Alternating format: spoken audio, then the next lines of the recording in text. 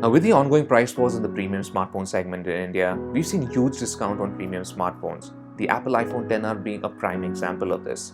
Samsung also came in pretty aggressively with its S10 series, and today you can find the Galaxy S10e for as little as 50 to 51,000 rupees, and this is before taking into account the exchange and cashback offers. This means the price difference between the 2019 flagships and phones which are supposed to be flagship killers such as the OnePlus 6T is reducing, which makes one question, wouldn't it just make sense to put in a little bit more money and buy the true flagships?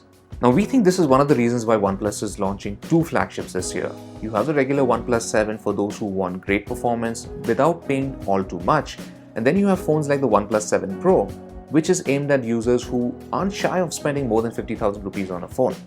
Now in this segment, merely slapping on a fast processor and calling it a day isn't really enough, as most people paying this kind of money expect certain luxuries such as a high-res display, wireless charging, waterproofing, etc. Now the OnePlus 7 Pro does have all these ingredients in place. The question is, does it really come together to give you that true flagship experience that buyers are expecting? Let's find out.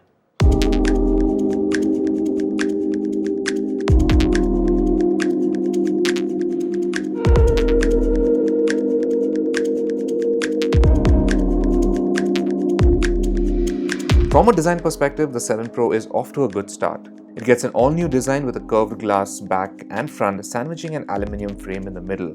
It's very S10 Plus or even P30 Pro-like, and we quite like that. There's one teensy side effect though, and that is it makes the phone quite heavy at nearly 206 grams. It's a bit top-heavy too, which means one-handed selfies are quite tricky. Now we have the Nebula Blue variant, which looks really slick thanks to this matte finish and is by far our favorite. You also get it in a black and an almond finish. Now, one side effect of having this smooth texture is that the phone is incredibly slippery. Thankfully, OnePlus bundles a case in the box, so that solves the problem quite a bit. The front is completely dominated by the display and it's massive. It's a 6.67-inch fluid AMOLED display, and for the first time in a OnePlus phone, you get a Quad HD Plus panel. The refresh rate is also higher at 90Hz, which makes scrolling through menus and web pages very fluid. And there's no notch or hole punch to break that immersive feeling. Colors are vibrant, blacks are deep, and brightness level is very good. In fact, the panel is also HDR10 Plus certified, which makes watching HDR content from YouTube or even Netflix a real joy. Now, complementing the display are stereo speakers, which is another first for a OnePlus phone. The bottom speaker is a bit louder than the earpiece, but together they do produce a pleasing stereo effect. The volume also gets quite loud, and there's some semblance of bass, and the vocals are crisp. The buttons and alert slider are where you'd expect them to be on a OnePlus phone. There's no headphone socket, but you do get a pop-up selfie camera instead. The in-display fingerprint sensor works well this time, and authentication is quick. You can use Face Unlock too, which is also quite fast considering the camera needs to pop out. However, this doesn't really work too well in low light. Now, despite having a glass back, the OnePlus 7 Pro doesn't have wireless charging, which is a real shame. It also doesn't have any IP certification for water resistance, although the company suggests that the phone would be able to withstand some shallow dunks in water. An area where OnePlus hasn't held back is the power. The OnePlus 7 Pro is the first phone to launch with the Snapdragon 855 SoC in India. This is Qualcomm's latest and greatest chip, which promises better CPU and GPU performance compared to the 845 and also better power efficiency thanks to the 7nm fabrication process. Now what this all means is that the chip is going to run a lot faster than last year's model while also running cooler and more power efficient. The 7 Pro will ship with 3 RAM and storage variants. There's one with 6GB of RAM and 128GB of storage, another with 8GB of RAM and 256GB of storage, and the third one, which is what we like to call the bragging rights version, will come with 12GB of RAM and 256GB of storage, and this is the one we have. The storage is not expandable, so having a 256GB option is nice. Speaking of storage, this is also one of the first phones to ship with the new UFS 3.0 flash standard. This doubles the theoretical bandwidth of the previous generation, which means you should be able to get faster read-write speeds, faster app launch times, and snappier performance overall. Now, OnePlus also says that the haptic motor has been upgraded for better feedback, and this is noticeable in games such as Asphalt 9 Legends. Other features include Android 9's digital well-being, a RAM boost feature which is set to pre-locate RAM towards heavy apps such as games, and Quick Reply lets you reply to messages from certain apps without ever leaving your current app when in landscape mode. The OnePlus 7 Pro also debuts the new Oxygen OS version 9.5, which ships with a bunch of new features. Now, the custom version of Android 9 Pie looks and functions similar to that on the OnePlus 6T with a few new additions. Gaming mode includes a new menu called Fanatic Mode, and you can toggle between these two at any time. Fanatic mode blocks all the calls and notifications, all SoC resources are directed towards the game being played, and the secondary SIM, the one from which data is not currently being used, is temporarily disabled in order to prioritize the signal strength of the main SIM card. You also get a built-in screen recorder which lets you adjust the resolution, bitrate, audio source, video orientation, and you can also choose to record your touch inputs.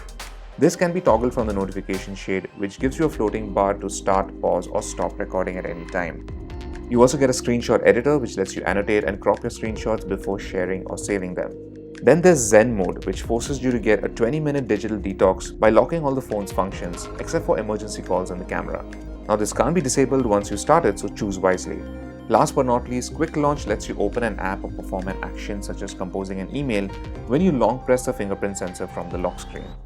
The 12GB version that we have offers more RAM than you'll probably ever need, and as a result, the interface is incredibly snappy and app loading times are quick. The higher refresh rate also makes usage feel very fluid.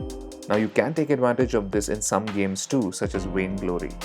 Heavy game titles are handled with ease too. The 7 Pro breezes through PUBG Mobile and Asphalt 9 Legends without breaking a sweat.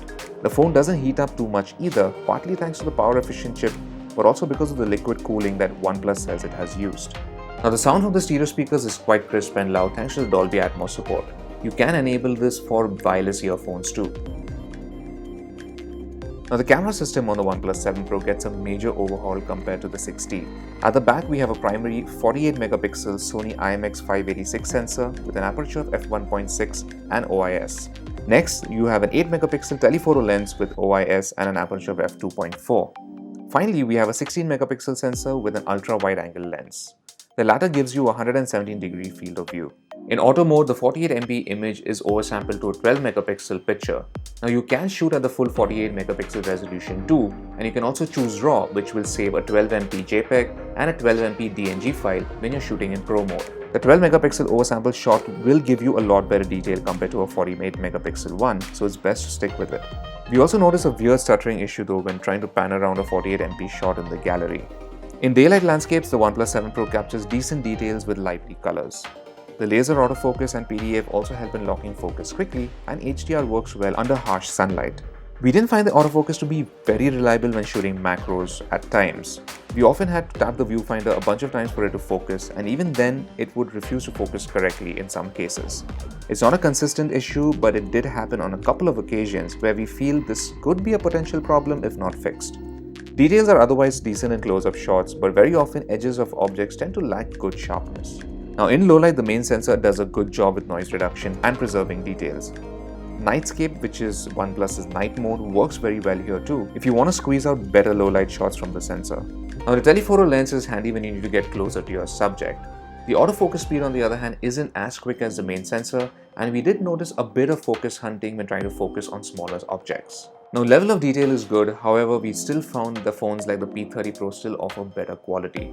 Now, like most phones with a telephoto lens, in low light the OnePlus 7 Pro does not switch to the telephoto lens. Instead, it still uses the primary camera and simply does a 3x digital zoom. The wide-angle camera lets you capture more of the scene, but the quality is strictly average. Compared to Samsung and Huawei's offerings, colors tend to look a little muted even in the bright sunlight, and objects lack good definition. There's portrait mode, which takes a little coaxing to work well when shooting objects. You can't adjust the level of blur though before or even after you've taken the shot. The phone uses the telephoto lens to shoot the image and one of the other sensors to calculate depth. With human subjects, image quality is decent, but again not great. Edge detection is handled decently well, however details on a subject's face can look a little soft if not shot under very good light. We now come to the selfie camera, which has fixed focus and a 16MP sensor. In daylight, skin tones are handled well, but the overall image looks a bit flat and colors don't really pop. You get portrait mode here too, which does a decent job, but it's not too convincing always. In low light, selfies look a little grainy and lack good detail. OnePlus has added a safety mechanism which automatically retracts the selfie camera when the sensors detect the phone is in free fall. It's a clever system and it works pretty well all the time. Now when it comes to video, the 7 Pro can shoot 4K at 60fps. However, image quality at this resolution is not good as the colors are grossly exaggerated. Things look a lot better at 1080p both at 30 and 60fps. In daylight, the stabilization is very good at 1080p and 4K 30fps. However, in low light, there's a nasty shimmering effect at both resolutions, which makes the footage a little unusable. Now you can toggle between 1x and 3x zoom when shooting, but the camera just simply does a digital zoom rather than switching sensors. Battery life is pretty solid. The 4000 mAh battery lasted for 14 hours and 29 minutes in our loop test, which is quite good. With actual usage, we easily managed to go past the 24-hour mark, even with heavy usage such as gaming and shooting a lot of pictures. The OnePlus 7 Pro ships with a Warp Charge 30 power adapter. Now with this, we were able to charge the phone from 0 to about 61% in half an hour and about 94% in an hour. There's a lot to like about the OnePlus 7 Pro. If you're someone who consumes a lot of media on a daily basis, then this phone is sure to keep you happy. The display is among the best we've come across, and the massive size and no interruptions from a notch or a hole punch makes consuming content all the more enjoyable. The stereo speakers complement this very well too. Then there's the power. The Snapdragon 855 runs pretty much anything you throw at it without breaking a sweat. Now add to that a lean and well-optimized operating system, and together you get one of the best Android experiences outside the Pixel universe. The cameras have gotten a nice upgrade too, with some handy secondary sensors for zoom and wide-angle shots. However, if we're going to be treating the OnePlus 7 Pro as an ultra-premium smartphone as the company claims, then it's still missing a few luxuries that come with the territory. Getting an IP rating is probably tough for a phone with a physical moving part, but there's no excuse for leaving out wireless charging. The cameras also seem like they need some polish, especially in the video and autofocus department. Overall, the OnePlus 7 Pro makes a pretty good package. You get a great design, excellent battery life, a superb display, and excellent app and gaming performance. So thanks for watching our review of the OnePlus 7 Pro, and for all things tech, log on to gadgets360.com.